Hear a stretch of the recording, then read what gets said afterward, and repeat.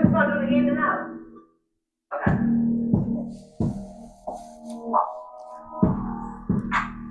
I might need a lighter.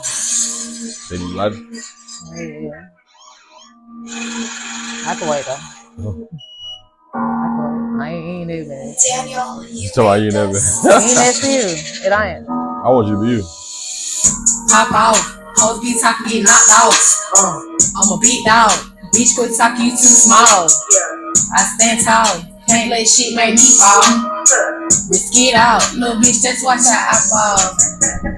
Money coming left and right. It's time to catch a flight. Hit the studio all night. I know my song gon' bite.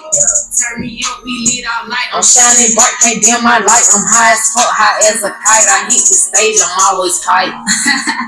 We about to start up. We turned up, too lit, everybody pipe up. Yeah. Turn the mic up, I'm trying to get everybody hyped up. Spin them with boys, this flow go crazy. Stay on wet, little hoe, I ate. I'm spinning you blouse, shaking my ass, I'm taking this shit. Yeah, run my cash, and I ain't doing no talking. I'm finna get mad. You can't sit with me, you go out too bad. Get in my way, then that's on your ass. I'm finna take off, bitch, I'm finna blast. I hop on the mic, I'm aching the ass. I want out of money, I'm talking real cash. Yeah. Yeah, I wasn't expecting this shit was. It'll turn this bitch back up.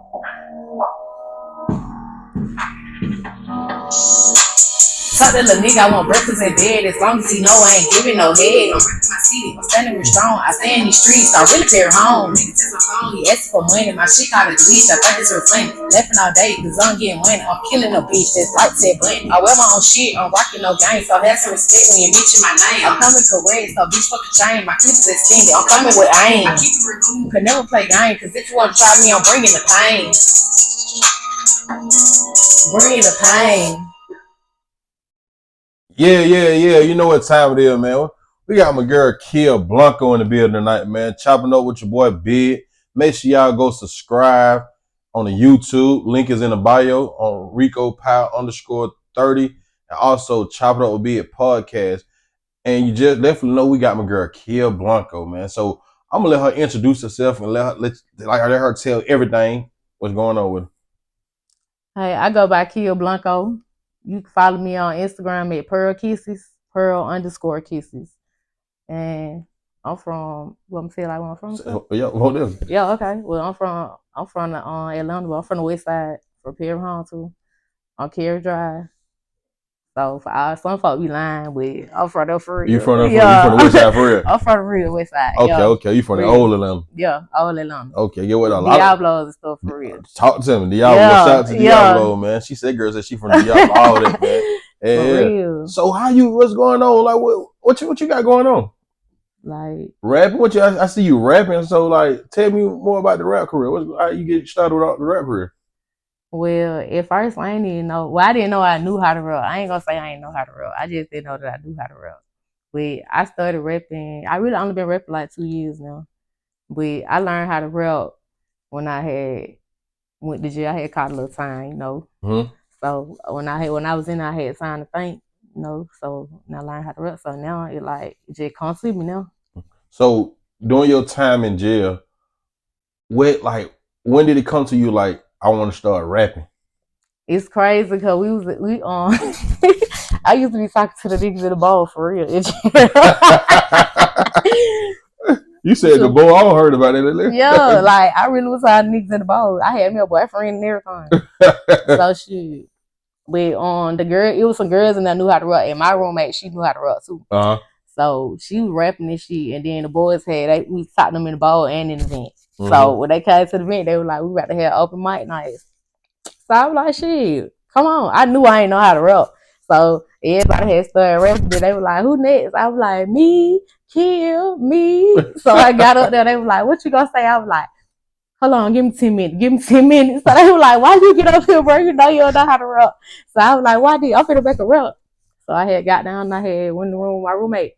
And I just started writing. And then she had helped me with like 2 lines. And I had just started writing shit. And it was crazy. So when I got out there and wrote that shit, they were like, yeah, you heard what she said? I didn't even know they were going to like that shit. Well, that shit was hard though. So when did you knew like, okay, this the thing for me? Like after that first verse you dropped in jail, you just like, oh yeah, this is what I'm finna be doing? I mean, No, because at first I just did the shit for fun. But after a while, like when I ain't have shit to do, yeah, I sit down and write, you know, and then that shit just started being fire. So we had really made us a little group of that bitch and everything. The girls and the dudes we had a little rap group and everything. What's the name of the group? PGE, Paid and Greedy Entertainment. Shout out to Paid and Greedy Entertainment, man. Yeah. So during the time, so you said the bold shit. So when you got a feel for the bold, how did that make you feel? Like you had to explain for people don't know about that. Can you explain what that is? They like you talk to the boys in the toilet. I was doing that shit for real. So when you first got in there, and you like when you start like when you first see somebody communicating through the toilet, what you said to yourself? Be honest. I was just like, what the hell they doing? Because I heard the boys talking, but I was like, how the hell you can hear them? Because at first, when I first got there, I went over there where they was it. So when I got over there where they was it, I was like, what the hell, those some niggas? Like I heard them talking, like, what the fuck? You know, when we had her and then the girl had started pumping. She pumped the toilet out. I'm like, what the fuck? I just watched her do that shit. Then she had put the little thing, the little paper thing, and then she was talking. I still hear her talking. You can hear the nigga. I'm like, but if I really be talking to her, like for real. Then I had started doing it. Was bored, so she. Whatever. So when you came home and you knew that you had to find your new craft, which is an artist, like at what point did you say it's time to handle business? And like, what was your first studio you went to when you got out and you just knew you were serious about this rap shit? Well, I had some songs that I had wrote like when I was locked up. So when I came home, I was like, I want to try to put them on the beat because you know we weren't rapping on the beat, and I just was coming out the head, just putting this shit together, making it rhyme. So it was hard at first because I was like, damn, I ain't think about you got to put that shit on the beat, you know. So it was hard as hell at first. But after a while, I had found like one beat, and then I rapped on that shit. And when I did, it sounded straight. So, but I was doing it on BandLab at first. BandLab? Yeah. Okay. I was doing it on BandLab, and then after I had when I had first got out, my baby dad was helping me. His cousin got here, you know, he got the travel studio. Okay. So he started bringing that shit over there. We started rapping the shit, and then when I first got on the mic, I was scared, but I did that shit. Like, cause I used to be scared when I go in the studio. I used to be like, man, cause I don't know how I'm sound. Yeah. But after a while, I just got over this shit. Like, I still be kind of shy, but now I just be like, fuck it, I got to do it. So, what was your first single when you got out? It was the song was called "Ripping Hard" type beat. Yeah. Ripping Hard. Yeah. So when you finished the whole song, you heard your first official song. How that made you feel? It made me feel good. And then when I had the people listening to it, I wasn't getting no bad feedback. So I was like, oh yeah, I might need to keep going. Well, so yeah. Yes. And as I listen to my songs, like they get better and better all the time. So like that's why I was like, when I got them, make sure I push that shit. Then I got way more views and shit now on that song than any other song I ever did. So they want like, I know I can do this shit. So what was life coming up as Kid Blanco? Like you say you from the west side, you from Perry Home. What was life coming up as Kid Blanco? Well, it was hard at first. Cause you know, you had to survive out there in the street, man. You know what I'm saying? Like coming from especially in Perry Home, what I was fighting every day. You were fighting every day? What? Nobody did what they tried to play with me. Like that shit was bad. Like I used to be fighting, then I had moved and went with my mama. And when I went with my mama, she it wasn't no better because I was in Harris home. So I still was in the hood. So, you know, but I was bad at fuck. I ain't gonna lie. I was bad at fuck all the way until high school. Cause you know what I'm saying? So you used to feel like it just made you a survivor and just like, yeah, you wasn't going for that. But I think the best thing that happened to me when I was growing up, when I had started playing sport, cause you know I played for dogs and shit. So when I had got in sport, that shit kept me out of trouble and shit. But I couldn't stay out of trouble, man. I couldn't stay out of this shit. I don't know why. I just couldn't stay out of it. So what you play for dog? What position? What you play? What sport you play for dog? I played basketball. I was forward. Was you 5? I ain't gonna care. I was alright. I wasn't out there, but I'll get some points though. Shit. How many you scoring in the game? Be honest. I ain't gonna lie, I scored that way. I scored probably a little 6 before, but that because I had just learned how to play though. I played in middle school, but when I played in middle school, my mom made me play, so I ain't know how to play that shit. Yeah. See, Paul cool though. The one saying, so when I got the dog, I knew how to do a little something. Yeah. So but I just stopped because they won't let me play again. Why they won't let you play? You get in trouble. Man, I had 3 L's, bro. I could play. I Oh, went man, in the come on, gym. I man. was like, can I play? The lady was like, Wax, I want to let you play, but I can't. She was like, your grade's too bad. And then I just went to the streets. So it was just over with for basketball. I went to the street. I ain't played sport no more none of this shit. I was just back here. Then I had went to jail. And I went to therapy and then I went to jail.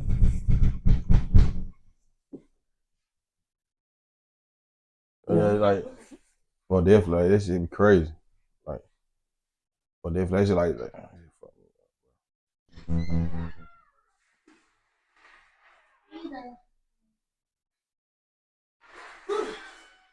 What's that, nephew?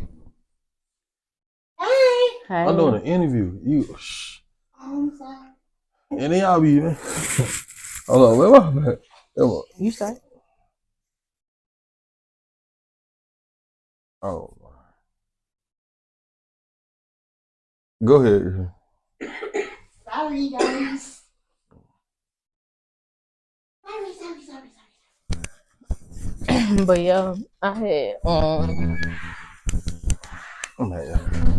I had went to like 4 high school. I was better here. So What high school did you go to? I went to Doyle, Washington. Then I had went to Carterville.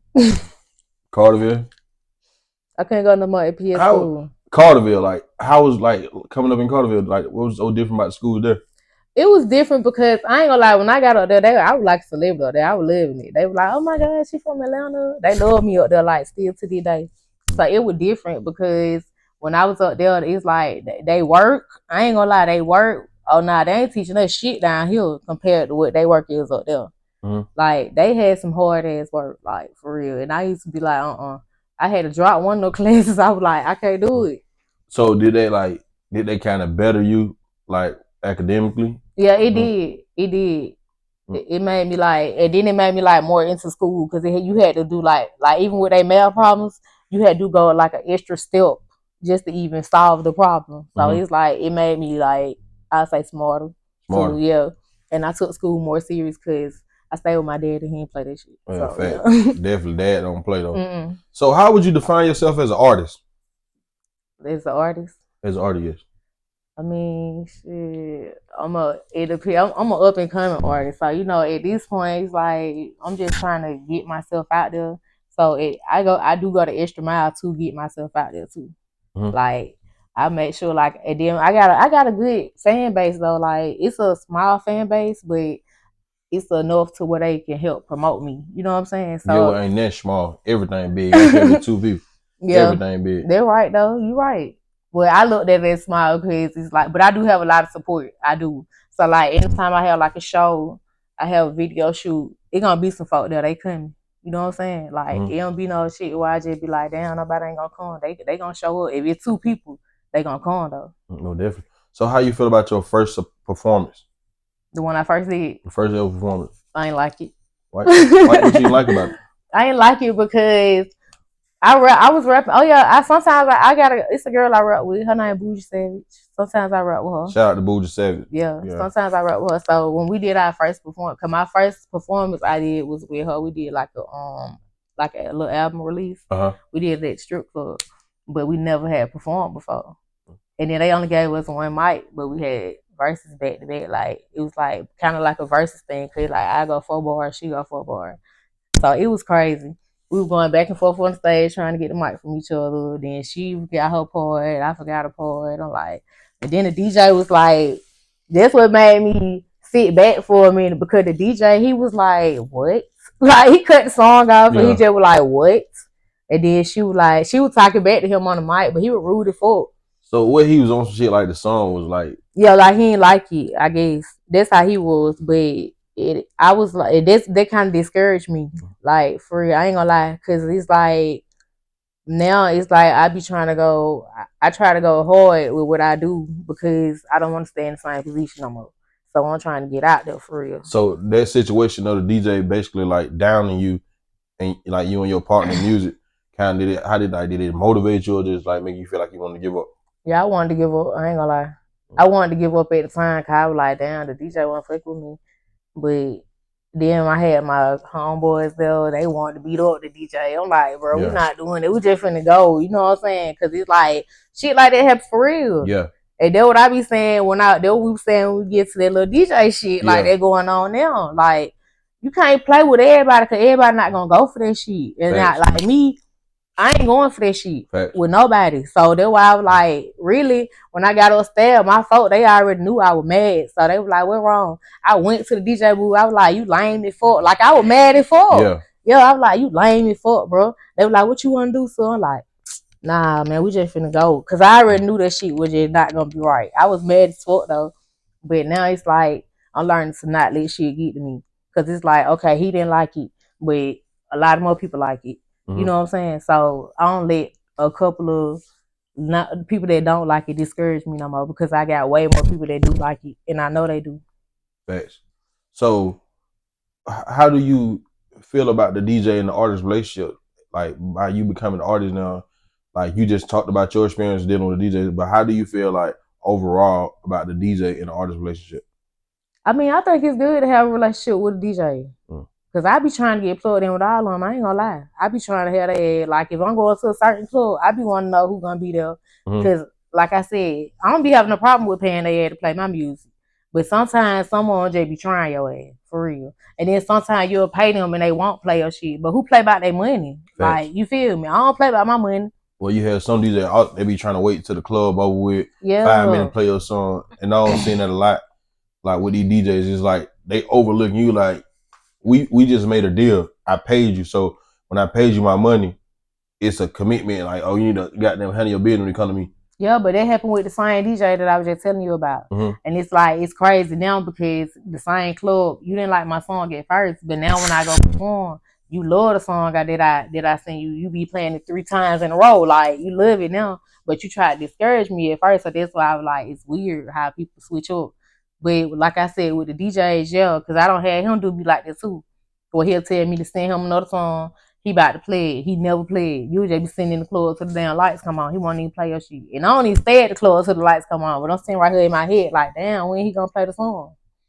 So that shit be lame. So let me ask you, as an artist, if you feel like you pay the DJ and you know your intentions is not to be in the club long and you either here to perform, like what's the time frame? If a club closes at 3, what's the time frame you feel like your song should be played?